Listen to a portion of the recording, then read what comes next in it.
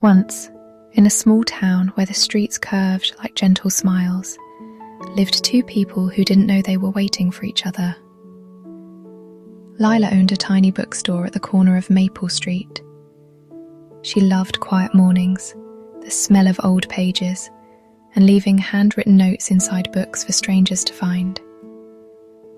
Theo was a carpenter who fixed broken things, chairs, doors, and sometimes hopes.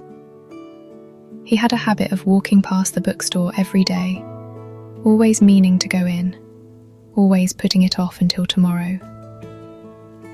One rainy afternoon, tomorrow finally arrived. Theo stepped into the shop to escape the rain, dripping water onto the wooden floor. Lila looked up from behind the counter, annoyed at first, then curious. They talked about nothing important, the weather, the creaky shelf near the window, a novel Theo admitted he'd never finished.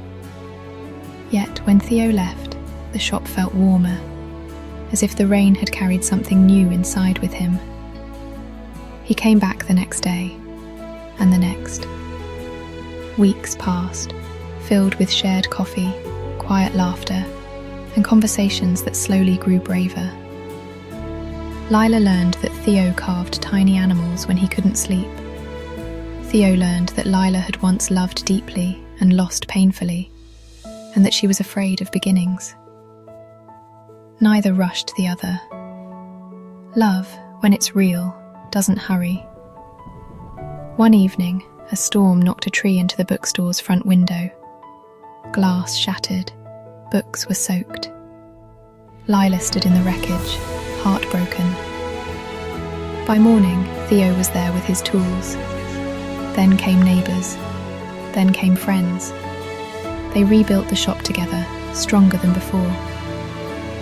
When it was done, Theo handed Lila a small wooden carving, a book with a heart etched into its cover. "I fixed the window," he said softly, "but I think you fixed me." Lila smiled through tears and took his hand. Years later, the bookstore still stands on Maple Street. It's brighter now, filled with laughter, the sound of carving tools in the back, and love that chose patience, kindness, and courage. And every book sold still has a note inside. Only now, many of them end the same way. Love found us, and we lived happily ever after.